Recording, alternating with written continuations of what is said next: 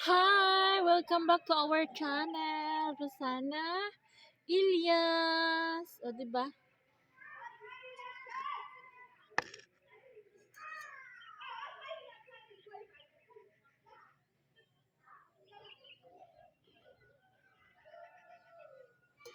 Kain tayo ng giniling na manok na maraming harina, maraming sibuyas, maraming mga spices, green chili.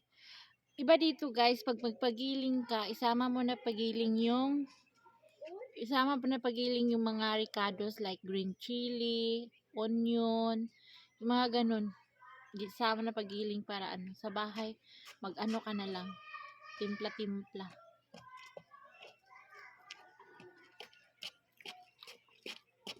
Yahya, kanan. Aduno. Ya. Ah. Ah. Kiyaro na? Kiyaro na? पता नहीं ये रोना से बहुत ठंडा आया Taga ka ro. मैं ना खानी आई जाइए क्या Sabi ni Mayra, ba't daw malamig? Ang lamig ng panahon eh. Diretso kain.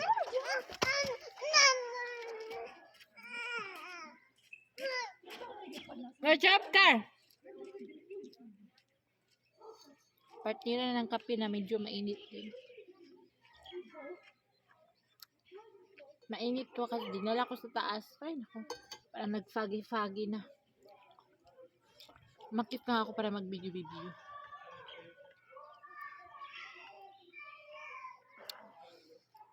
Our topic for today is from Ma'am Uyang Biha. Ma'am Uyang. Sabi niya, ay anyways, kumusta pala ang lahat? Sana nasa magandang kalagayan tayo. Hello to my long friend pala from US. Nag-video call kami ng mga isang oras ang chikahan namin. Thank you. Thank you and thank you my long time friend. Our topic ngayon mga sis is nakapagpukaw sa aking puso. Di ba nakapagpukaw sa aking mga puso? Ma'am Uyang Bida. Sabi niya, kawawa naman si Ilyas. Iiwan mo dahil mahina na. Ang mag-asawa, tanggapin yan. Sa hirap at ginhawa, magkasama. Hindi yung wala ng lakas, iwanan mo na. Kaya nga kayo nag-asawa dahil sa hirap at ginhawa magkasama kayo. Tapos pag wala ng lakas, saka mo na iwan. Natusok ang puso ko dun, madam ha, sa iyong comment. Thank you so much. Hindi naman ako masamang babae na iwanan ko yung asawa ko na ganun-ganun lang. Kung aalis man ako, magtatrabaho. Hindi yung hiwalayan, ganyan. For what? May anak na ako 3. I'm blessed with 3 kids. Hindi na ako maghahanap yung lalaki na iba na as in yung tawag ng laman, kumbaga. Hindi. Alam niyo yung mga sis, speaking sa tawag ng laman, marami ako nababasa sa comment section. Si Rosana nasa Pilipinas na pero bumalik sa Pakistan dahil hindi makatiis ng walang kurog-kurog. Alam niyo po, sa dami kong comments sa mga ganyan nababasa, bumalik sa Pakistan dahil hindi makatiis sa kurog-kurog, pinili ang asawa niya kaysa anak niya. Hindi ganun kadali yun mga sis ang desisyon. Alam niyo yung settle na ako sa Philippines, may business ka, yung anak mo may tumulong mag-sponsor sa pag-aaral, pero hindi ko yun kagustuhan. Sino ba naman kagustuhan na ganun na yung trabaho mo, maganda na, ang smooth na yung life, may trabaho ka na, yung family mo rin nakakasama mo. Ang hirap ng desisyon na yun na pinagdaanan ko na bumalik ako dito sa Pilipinas. Hindi agad-agad pinag-iisipan ko yun. Alam niyo yung sa taba kong ito, tapos bigla kang pumayat in lang, in 2 to 3 days lang na magdesisyon na ganyan. Kasi nga, yung anak ko din si Myra, parang kinausap siya ng papa niya na ganito, ganito, ganyan. Kaya si Myra, nagsabi na, sige, uwi na tayo mama, ganito, ganyan. Before ako talagang kinausap ko ng todo si Myra. Gusto niyang umuwi, ganito, ganyan. So, parang hindi ko kagustuhan ng mga anak ko na magsama kami, ganito, ganito, ganyan. Alam niyo, kung gusto ko lang iwanan si Elias, matagal na panahon na ganyan na kaasawa ka ng foreigner, walang pera, ikaw pa yung nagpupursige. Kahit sa Manila, ako naman talaga yung nagpupursige, magtinda for how many years. Si Elias, lang yan sa bahay. So, maghatid ng mga bata, ganyan, sa school, magsundo. Ganyan yung ni Elias, lives ni Elias. Alam niyo yung, ang bisyo ni dati, sigarilyo lang, sigarilyo. Ay, nalamig na yung aking kape, eh.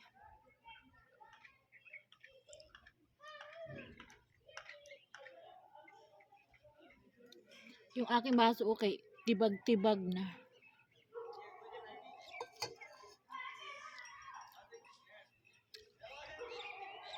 Nagkawalay kami ni Elias mga 6 months. Umuwi ako doon sa nanay ko. Dati sa Manila pa kami. Hindi man ako naghahanap ng mga ganito ganyan. Hindi. Wala sa isip ko. Kasi lumaki kami ng mahirap talaga na pamilya. Na as in, nakapokus lang sa family. Family oriented talaga. Hindi yung mga barkada-barkada. Hindi yan. Hindi ko yan naranasan sa buhay ko. As in, yung namulat kami sa mahirap na parang buhayin mo yung sarili mo, magtatrabaho ka, ganun. Kasi maaga kami iniwan ng papa namin. Broken family yung mama ko.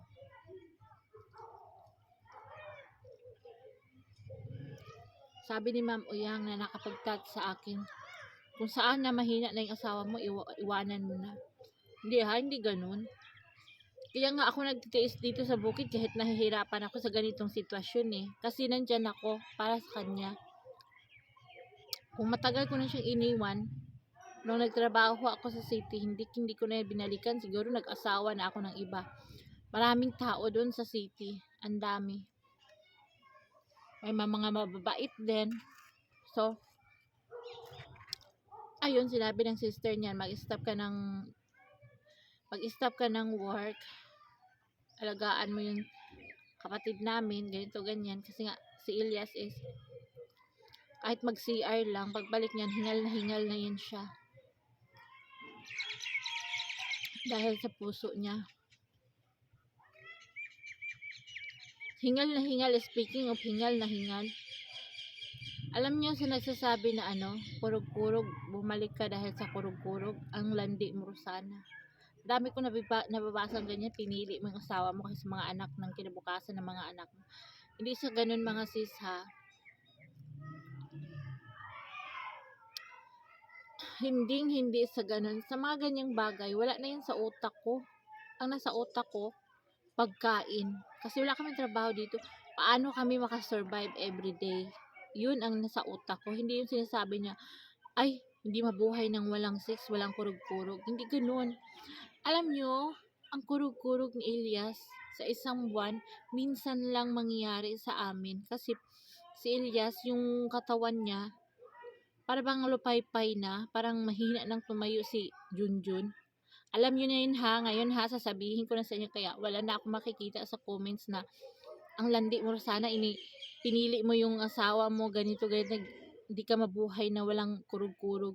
Hindi sa ganun ha, sasabihin ko sa inyo ang totoo talaga. Sana wala namang mag-comment na ganun. Ang kurug-kurug namin mag-asawa, minsan lang mangyari sa isang buwan. Bilang lang. Nasabihin yung 1, 2, 3, hanggang 3 lang po talaga sa isang buwan. Sasabihin ko na po sa inyo. 3 beses lang sa isang buwan. Kasi alam nyo yung Mag-CR nga lang si Elias, hingal na hingal niya. Paano palang pagkurog-kurog? Natatakot nga ako pag magkurog-kurog kami kasi minsan, hala, sobrang hingal niya talaga after.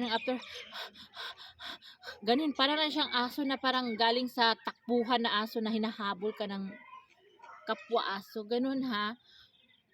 Paalam ko sa inyong lahat, wala na pong ganyan magko-comments na, ay, pinili yung kurog-kurog kaysa future ng anak niya. Hindi sa ganun mga sis. Si Elias is may sakit. Lalo na ngayon is, ano na yung body niya, komplikado, kumbaga.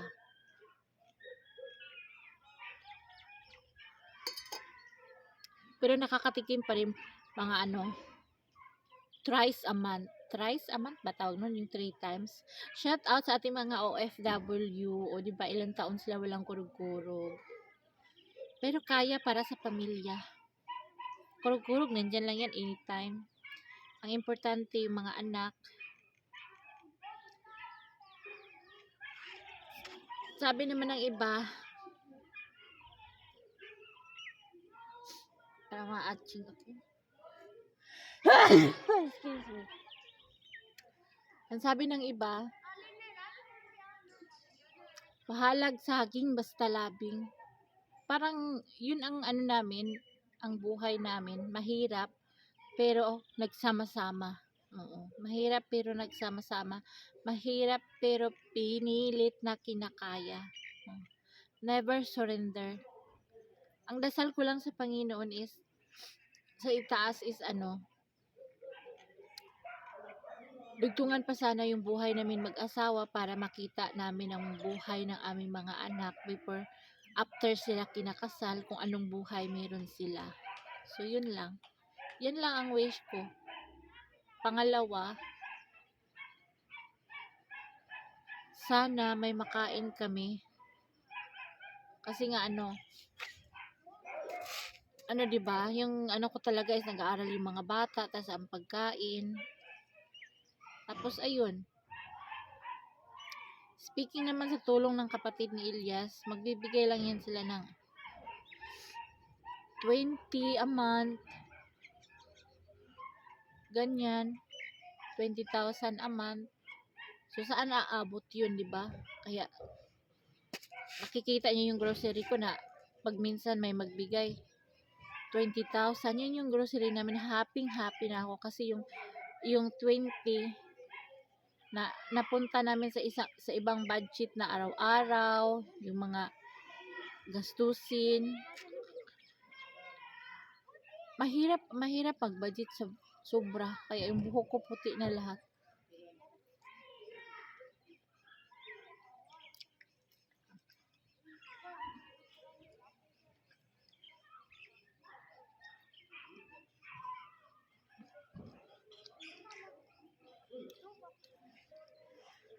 Kaya ngayon, masarap yung ulam ko. Alam niyo yung manok parang hindi na nakikita na giniling, puro harina na lang.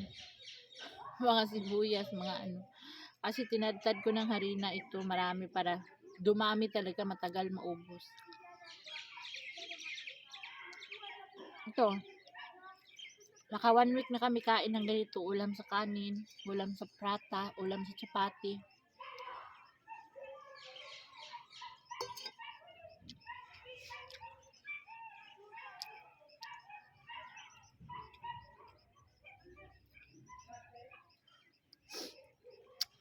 Ayun na ha, to be clear sa lahat ha, sinabi ko sa inyo.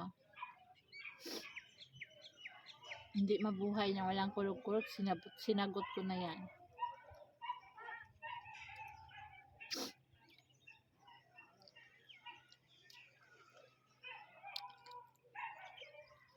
Sana maintindihan nyo ako. Yung iba, ano ba yun si Rosana, puro na lang kain sa harap ng kamera. Ano na magagawin ko mga sis dito sa bukid? Buti na nga lang ako nakapag-video dito kay yung ibang babae, mga dito, mga bawal man sila sa kamera, ganyan. Iba yung lugar dito, close minded, di sa open ang ditong bukid.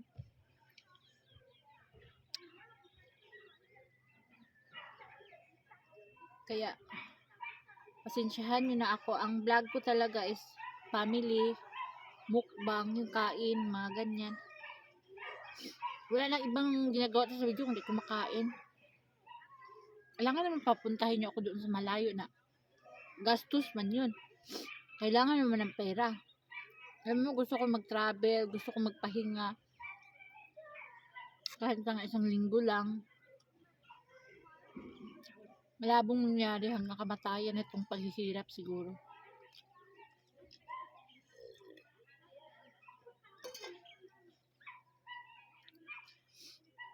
Malay siguro,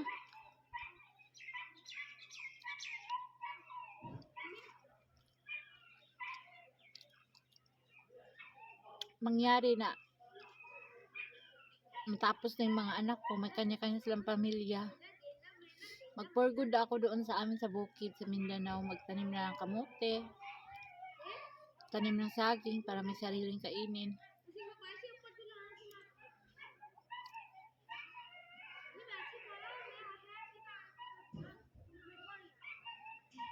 Ang buhay natin, no, parang gulong ng palad.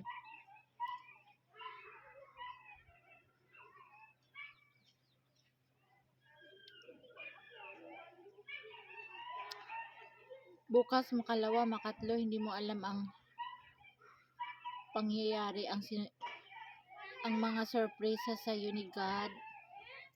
Yung prayer mo, hindi man ibinigay, pero iba yung binigay sa iyo. Sobra-sobra.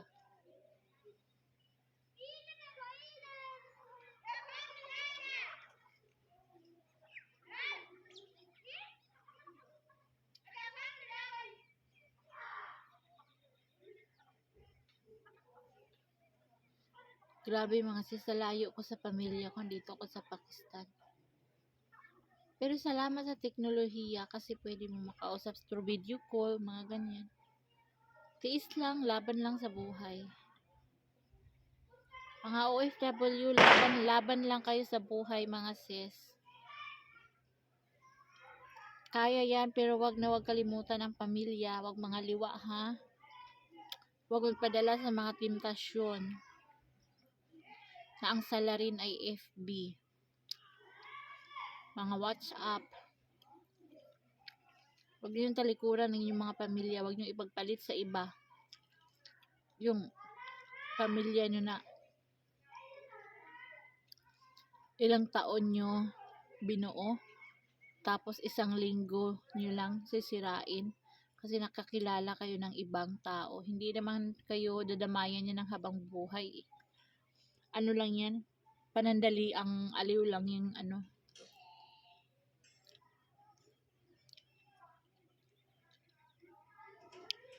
Kung na-homesick ka, tawagan mo yung pamilya mo. Hindi yung gumawa ka ng gulo na ang dami ko napapanood sa mga Raffy Tulfo in action. Everyday ako nanonood ng Raffy Tulfo. Lahat ng video ni Raffy Tulfo pinanood ko isa-isa mula noon hanggang ngayon. Nangunguna pa rin yung mga OFW na nagkaroon ng mga problema sa ibang bansa, iniwan yung mga asawa nila kasi ganito, ganyan. Ang tagal na nila nagsama, pinagpalit lang sa bagong nakilala.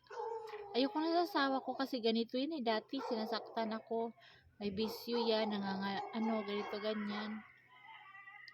Yun ang sinasabi kasi pinipili yung nakilala sa dito sa ibang bansa.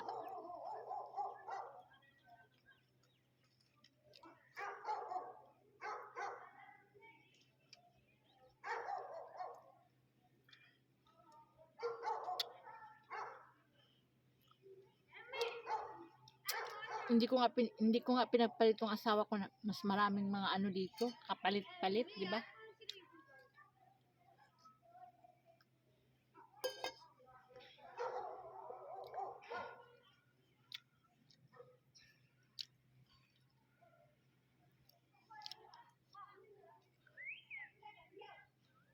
Ewan ko, sa buhay kong ito, may nagkagusto pa kaya sa akin? Wala na siguro, no?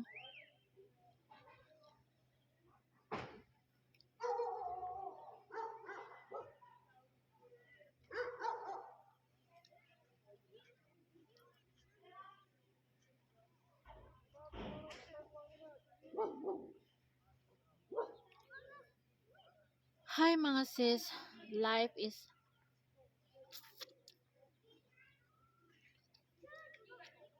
is full of sacrifices. Life is full of surprises.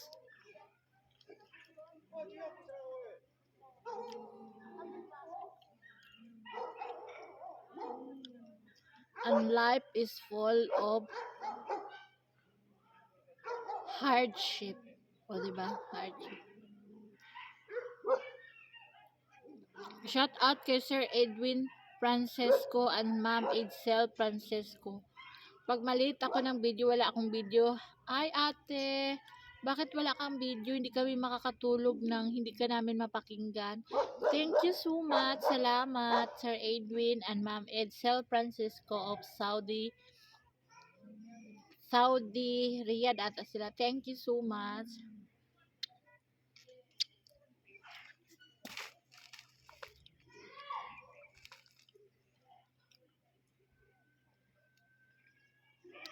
So ayun mga sis, bababa na ako kasi palamig na ng palamig. Nagfagi-fagi na oh. Thank you for watching. Sana sa mga aking viewers na intindihan ako sa ngayong bidyong ito. Sa mga nag-judge, sa mga sa mga nagtanong pa rin pala kailan kami uuwi sa Pilipinas. Makakauwi din kami. Pa lang, on process, pinag-iipunan, magtatrabaho pa ako for that. Bata pa si Myra. Bala ko doon mag-college. Kasi ang niya, flight stewardess. So, yun.